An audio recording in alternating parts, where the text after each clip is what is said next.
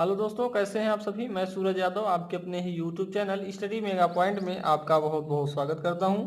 दोस्तों, आज का जो लेक्चर होने वाला है लेक्चर होगा 2। इसमें हम आप लोगों को जैसा कि बता रहे थे यूटिलाइजेशन ऑफ इलेक्ट्रिकल एनर्जी, यानी इलेक्ट्रिकल एनर्जी को कैसे यूटिलाइज करेंगे।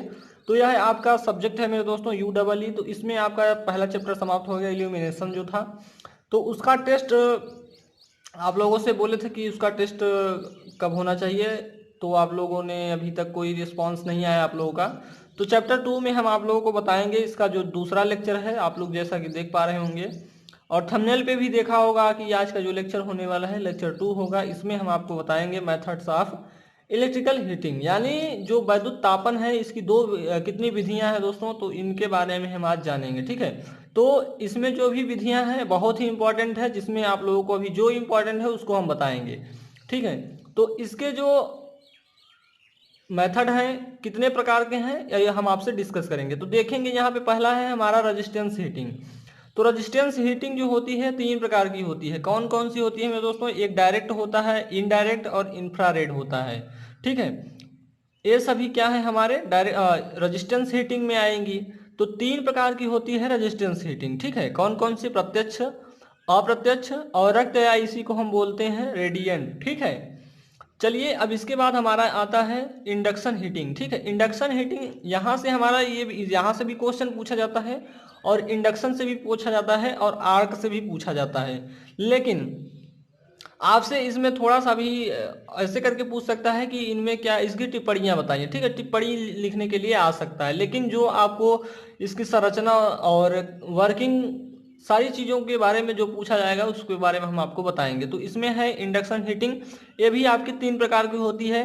देखेंगे डायरेक्ट, इनडायरेक्ट और एक होती है ईडी करंट हीटिंग। ठीक है, इसके बाद हमारा थर्ड आता है आर्क हीटिंग। आर्क हीटिंग भी 3 प्रकार की होती है मेरे दोस्तों, डायरेक्ट, इनडायरेक्ट और इसमें एक आता है निमज्जित आर्क तापन। ठीक है, सबमर्ज्ड आर्क हीटिंग। ठीक, यहां से जो वेरी इंपॉर्टेंट बनता है मेरे दोस्तों, यहां से बनता है डाई इलेक्ट्रिक हीटिंग।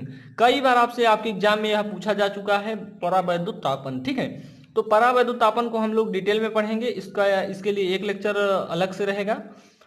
उसके बाद आता है 5वां नंबर पे आपका आता है वैद्युत तापन में 5वां नंबर पे आता है माइक्रोवेव हीटिंग, जिसे आप कहेंगे सूक्ष्म तरंग तापन। ठीक है, और उसके बाद आता है इलेक्ट्रॉन बम्बार्डमेंट हीटिंग, यानी इलेक्ट्रॉन विस्फोटन तापन।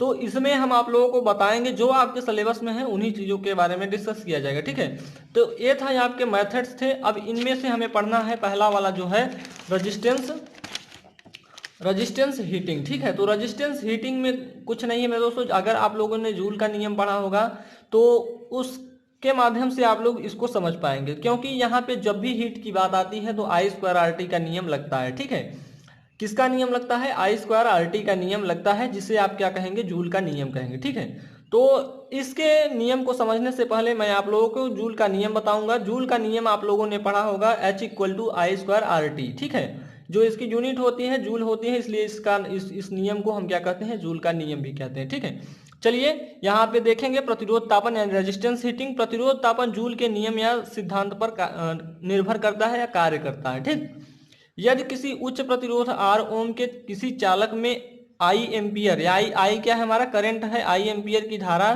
30 सेकंड के लिए प्रवाहित हो, तो उत्पन्न उष्मा यानी हमारी जो हीट उत्पन्न होगी वो क्या होगी, I²RT उत्पन्न होगी। ठीक, I²RT जूल में होगी। ठीक, आगे क्या है, यह उष्मा हीटिंग एलिमेंट में वैद्युत शक्ति क्षय के समानुपाती होती है। किसके समानुपाती होती है, वैद्युत शक्ति क्षय के। ठीक है, यानी पावर लॉस के क्या होती है, समानुपाती होती है, इसलिए वैद्युत शक्ति 6 बराबर I²R। इसी को हम लिख सकते हैं VI, या इसी को हम लिख सकते हैं V²/R। ये किसमें होगा, वाट में है, पावर है तो वाट में होगा।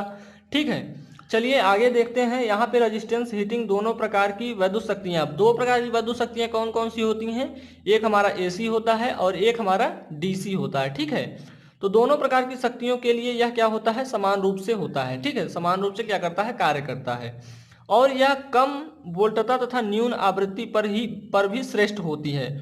यानी हमारी जो रेजिस्टेंस हीटिंग है ये हमारी अगर वोल्टता निम्न है यानी कम वोल्टता है, या फिर न्यून यानी कम हमारी फ्रीक्वेंसी है, तब भी यह हमारी क्या है, श्रेष्ठ है। ठीक, प्रतिरोध तापन का पावर फैक्टर जो होता है यूनिटी होता है। यहाँ से आपका ऑब्जेक्टिव टाइप क्वेश्चन बन जाता है कि आपका रेजिस्टेंस हीटिंग में जो पावर फैक्टर होता है कितना होता है, तो आप लोग बता देंगे यह कितना होता है, यूनिटी यानी 1 होती है। ठीक है, अब इसके जो टाइप्स हैं मुख्यतः दो टाइप्स हमने मुख्यतः जो होते हैं, अगर मेनली देखा जाए तो इसके 3 टाइप्स होते हैं।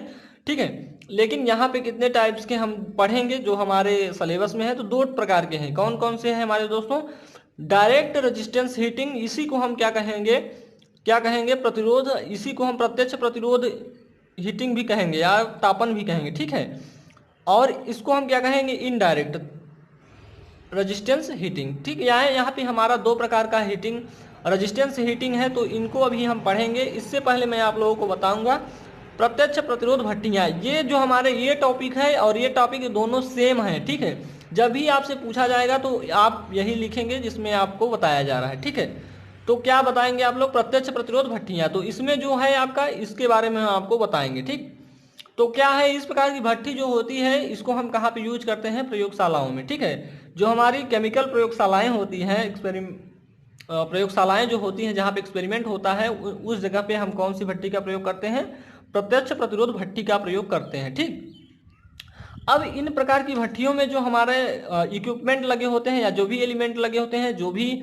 हमारे धातु का प्रयोग होता है उसको हम जानेंगे। ठीक है, तो इसमें जो धातुओं का प्रयोग होता है, प्लेटिनम का प्रयोग होता है, कार्बन का प्रयोग करते हैं, नाइक्रोम, निकिल, इन सभी चीज़ों का हम क्या करते हैं, प्रयोग करते हैं। ठीक है, और किसके रूप में इनका प्रयोग किया जाता है, चार्ज के रूप में, यानी चार्ज को हम ही क्या कहेंगे, घान कहेंगे। क्या कहेंगे, घान कहते हैं। ठीक है, अब चार्ज को ठोस टुकड़ों या चूर्ण अथवा द्रव में प्रयोग करते हैं। जो हमारा चार्ज होता है, यह जो हमारा घान होता है, ये किसके रूप में प्रयोग करते हैं, टुकड़ों के रूप में या चूर्ण के रूप में हम क्या करते हैं, प्रयोग करते हैं। ठीक, चलिए हम आपको यहाँ से बताते हैं। इस प्रकार की भट्टियों का प्रयोग रासायनिक प्रयोगशालाओं में होता है। इन भट्टियों में निकिल, नाइक्रोम, प्लेटिनम, कार्बन आदि धातुओं का चार्ज के रूप में प्रयोग किया जाता है या इसमें किया जाता है। ठीक है, तो इस बात को आपको ध्यान में रखना है। यहाँ पे घान शब्द जो है इसको आप लोग चार्ज से है। ठीक है, जो घान है ये क्या है, चार्ज है। ठीक, अब आगे है, चार्ज को ठोस टुकड़ों या चूर्ण अथवा द्रव रूप में प्रयोग करते हैं। जो हमारी जो चैम्बर होता है उसमें हम किसके रूप में इसका प्रयोग करेंगे, चार्ज को ठोस टुकड़ों या चूर्ण के रूप में या द्रव के रूप में हम उसका यूज कर लेंगे। ठीक है, ये भट्टियाँ जो होती हैं एसी एवं डीसी दोनों प्रकार के, दोनों जो हमारा होता है, दोनों पर हमारा समान रूप से कार्य करती है। यानी एसी पे भी वही काम करेगा, डीसी पर भी वही सेम कार्य करेगा। अब इसमें होता क्या है, इन भट्टियों में चार्ज में प्रवेशित 2 इलेक्ट्रोड को 2 तारों के माध्यम से एसी या डीसी वोल्टेज दी जाती है। अगर यही आपका 3 फेज हो जाएगा मेरे दोस्तों, तो क्या हो जाएगा, 3 वायर की आवश्यकता होगी। अब ये हमारा सिंगल फेज की बात किया है, तो इसमें 2 तार है। अगर 2 तार कह रहा है तो सिंगल फेज की बात है, अगर 3 तार कह देगा तो हमारा 3 फेज की बात करेगा। ठीक है, और 3 फेज के लिए क्या होगा, 3 वायर की आवश्यकता हो जाएगी, यही बात है इसमें। आगे क्या है मेरे दोस्तों, चलिए आगे की बातें बता देते हैं आपको। आगे क्या है, हीटिंग प्रक्रिया, यानी जो हमारी हीटिंग प्रोसेस है उसको बढ़ाने के लिए तथा इलेक्ट्रोड को आपस में पदार्थ द्वारा शॉर्ट सर्किट होने से बचाने के लिए उच्च प्रतिरोध वाली पाउडर, जिसे आप क्या कहेंगे, भस्म कहेंगे, को चार्ज पर बिखेर दिया जाता है। तो जो हमारा इलेक्ट्रोड होता है, जैसे कि आप लोग देखे होंगे, अगर दो वायर्स में अगर करंट फ्लो हो रही है तो उसमें होता क्या है कि अगर उसमें करंट फ्लो हो रही है, अगर दोनों को हम अगर सटा देंगे तो क्या होता है कि हमारा वो क्या होता है, शॉर्ट सर्किट हो जाता है। उसके ऊपर देखेंगे तो आप लोग तार के ऊपर एक इंसुलेशन, एक आपका ब्लैक टाइप का या रेड टाइप का क्या चढ़ा होता है, कवर चढ़ा होता है, जिससे क्या होता है कि हमारा तार जो होता है, वायर जो होता है, शॉर्ट सर्किट नहीं होता है। उसके प्रोटेक्शन के लिए तो आप लोगों ने वहां पे क्या कर दिया कि उस पर हम क्या कर दिया, उस पे प्लास्टिक का, मतलब उस पे एक प्लास्टिक चढ़ा दिए। ठीक है, लेकिन यहाँ पे हम क्या करते हैं, यहाँ पे हम करते क्या है कि यहाँ पे जो हमारा पाउडर, जो हमारा इससे शॉर्ट सर्किट ना हो, इसके लिए हम क्या करते हैं, उस पे हम क्या करते हैं, पाउडर को बिखेर देते हैं चार्ज के रूप में। ठीक है, जब धारा प्रवाह से होकर गुजरता है तो चार्ज में जूल के नियमानुसार ऊष्मा उत्पन्न होती है। यानी जो हमारा घान होता है, जूल के नियमानुसार उसमें क्या उत्पन्न होती है, ऊष्मा उत्पन्न होती है। ऊष्मा क्या होती है, I2RT उत्पन्न होती है और चार्ज गर्म हो जाता है। जो हमारा घान है वो क्या हो जाता है, गर्म हो जाता है।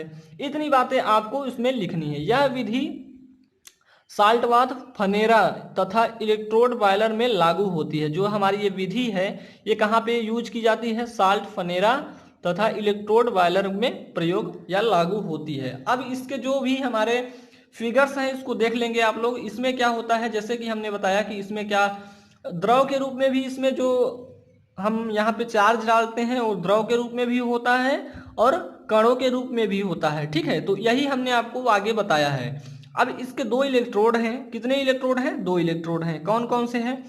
एक कैथोड होता है, एक एनोड होता है। दो इलेक्ट्रोड होते हैं। अब ये हमारी यहाँ से पावर सप्लाई देंगे तो यहाँ पे क्या होता है, हमारे चार्ज में चार्ज क्या होते हैं? गर्म हो जाते हैं। और गर्म होगा तो क्या होगा? I²RT यानी जूल के नियमानुसार हमारा इसमें ऊष्मा उत्पन्न होगी। बात आती है यहाँ पे देखेंगे तो उच्च प्रतिरोध का चूर्ण यानी हाई रेजिस्टेंस पाउडर, ये जो होता है अभी हम यहाँ पे डॉटेड दिखाए हैं, ये क्या है? हमारा रेजिस्टेंस पाउडर है। ठीक है, यानी हाई रेजिस्टेंस पाउडर है। अब यहाँ पे जो हम यहाँ पे गोला गोला टाइप का दिखाए हैं ये क्या है? हमारा चार्ज है। यही क्या होंगे? हमारे गर्म होंगे। इससे क्या होगा? ऊष्मा उत्पन्न होगी। ठीक है, इस प्रकार की भट्ठी के अभी लाभ देखेंगे तो लाभ इसमें क्या है, इसके 3-4 लाभ हैं, इनको भी आप लोग देख लीजिए और समझ लीजिए। चार्ज को लगभग एक समान ताप मिलता है। जो हमारे चार्ज हैं इसको एक समान ताप मिलता है जब हम सप्लाई से कनेक्ट करते हैं, तब की बात की जा रही है।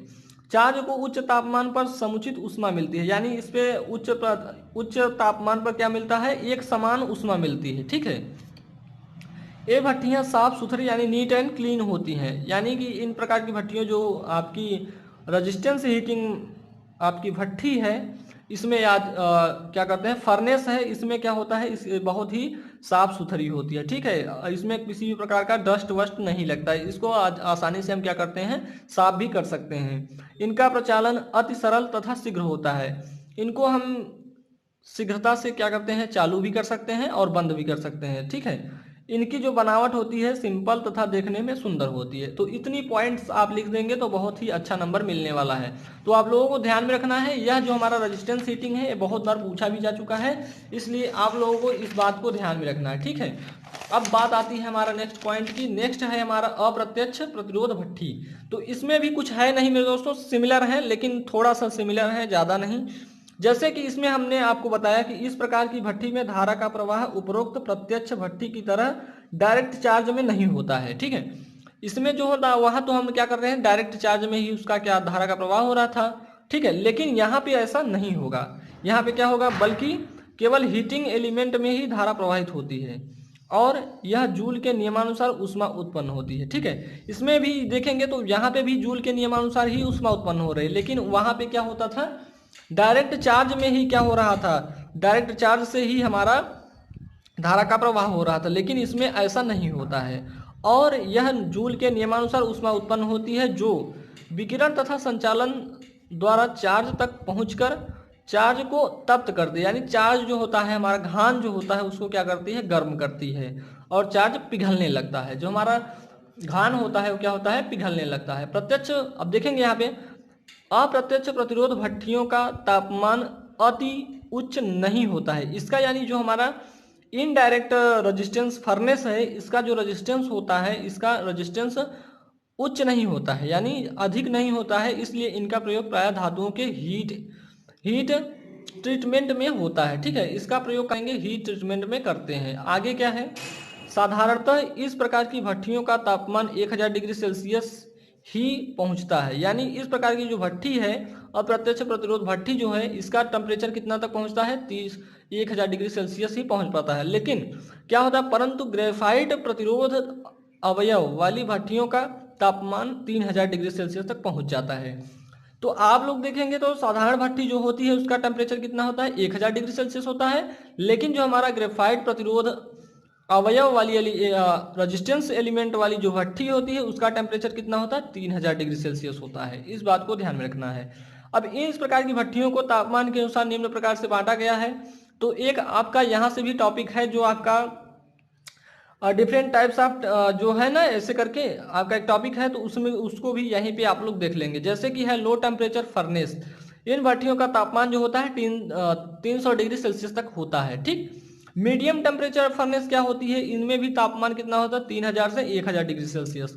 और हमारा जो हाई टेम्परेचर फर्नेस होता है इन भट्टियों का तापमान ये 1000 डिग्री सेल्सियस से 1400 डिग्री सेल्सियस तक होता है। इनका यूज क्या होता है, हार्डिंग यानी कठोरीकरण में होता है। तो इसमें हम आप लोगों को इतनी पॉइंट्स को बताया और यही आपके सारे पॉइंट्स हैं दोस्तों, ये आपके कई बार आ चुके हैं। इसका हम अभी आपको फिगर दे देंगे, फिगर आप लोगों को बना देंगे या फिर अगले वाले लेक्चर में आपको इसका फिगर मिल जाएगा। ठीक है, तो चलिए आज के लिए इतना ही, मिलते हैं आपसे नेक्स्ट लेक्चर में। तब तक के लिए जय हिंद, जय भारत,